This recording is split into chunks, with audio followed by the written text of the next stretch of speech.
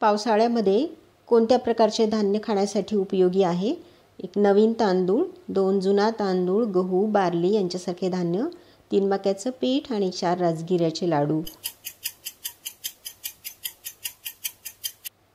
योग्य उत्तर आहे जुना तांदूळ, गहू, बार्ली. मित्रांनो, पावसाळ्यामध्ये आपली पचनशक्ती कमी झालेली असते आणि जुने धान्य जे आहेत ते आपली पचायला हलके असतात, त्यामुळे ते सहज पचतात आणि वात, पित्त, कफ हे तिन्ही दोषांचं समतोल राखतात. जुन्या धान्यांमुळे आपली रोगप्रतिकारक क्षमता वाढते आणि आपल्याला पावसाळ्यातील आजार कमीत कमी होतात. पावसाळ्यामध्ये खालीलपैकी कोणत्या प्रकारच्या भाज्या खाव्यात? 1 पालक, 2 मेथी, 3 भेंडी, दोडका, पडवळ यांच्यासारख्या भाज्या आणि 4 शेपू.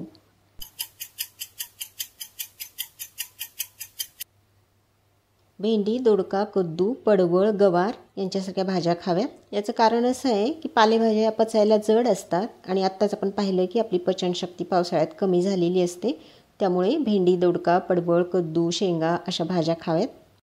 मित्रांनो, अशाच आयुर्वेदिक माहितीपूर्ण व्हिडिओ पाहण्यासाठी प्लीज आयुर्वेद चॅनलला सबस्क्राईब करा. पावसाळ्यात पालेभाज्या खायच्या असतील तर कशा खाव्यात? 1 कच्च्या, 2 फक्त वाफवून फोडणी देऊन, 3 शिजवून पिळून फोडणी देऊन, 4 दाट रस्सा करून खाव्यात. योग्य उत्तर आहे 3 शिजवून पिळून आणि फोडणी देऊन खाव्यात. खरं तर पालेभाज्यांचा सीझन हा पावसाळ्यातच असतो, पण त्या जड असल्यामुळे काय करायचं, पहिल्यांदा शिजवायचे, पिळून त्याचं पाणी काढून टाकायचं आणि मग त्याला जिरे, हिंग, हळद, तिखट यांची फोडणी द्यायची, तेलाची किंवा तुपाची, आणि मग अशा पद्धतीने जर खाल्ल्या तर त्या पचायला हलक्या असतात, सहज पचतात आणि अपचनासारखे पावसाळ्यातील रोग पण होणार नाहीत.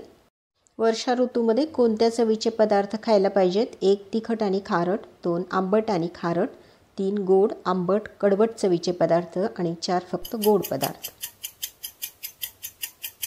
योग्य उत्तर आहे गोड, आंबट, कडवट चवीचे पदार्थ खायला पाहिजेत.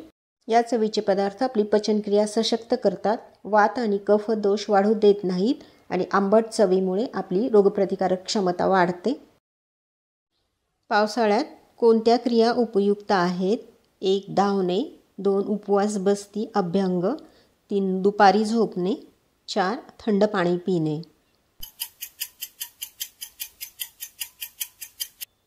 योग्य उत्तर आहे 2 उपवास बसती अभ्यंग. उपवास केल्याने पचनशक्तीला आराम मिळतो आणि आमनिर्मिती थांबते. पावसाळ्यात वातदोष वाढलेला असतो आणि तो आमवात, संधिवात, त्वचारोग निर्माण करतो आणि हे जर तुम्हाला टाळायचं असेल तर बस्ती आणि अभ्यंग घ्यायला पाहिजे. वर्षा ऋतूमध्ये दही कसे आणि कधी खावे? 1 रोज सकाळी दही खावे, 2 रात्री झोपण्यापूर्वी दही खावे, 3 कधीकधी दुपारी ताजे दही खावे, 4 कोणत्याही वेळी दही चालते. योग्य उत्तर आहे कधी कधी दुपारी ताजे दही खावे. दही अभिसंधी, स्तोतरोधक, कफ आणि आम वाढवणारे आहे. स्तोतसांमध्ये अडथळा निर्माण करून अपचन व कफाचे आजार वाढवते. त्यामुळे आठवड्यातून 2-3 वेळा दुपारी ताजं दही, तूप आणि हिंगाची फोडणी टाकून खा. पावसाळ्यात मनाचे कोणते गुण वाढतात?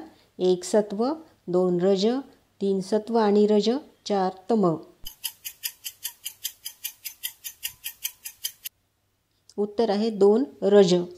पावसाळ्यात मनाचा रजगुण वाढलेला असतो, त्यामुळं मन स्थिर शांत ठेवण्यासाठी, त्याचा सात्विक गुण वाढवण्यासाठी श्रावणामध्ये उपवास आणि पूजा अर्चा, ध्यानधारणा केली जाते. पुढचा प्रश्न आहे, वर्षा ऋतूमध्ये पाणी कसं प्यावं? थंडगार फ्रीजमधलं पाणी प्यावं, 2 कच्चे न उकळलेलं पाणी प्यावं, 3 उकळून थंड करून पाणी प्यावं, 4 पावसाचं थेट पाणी प्यावं.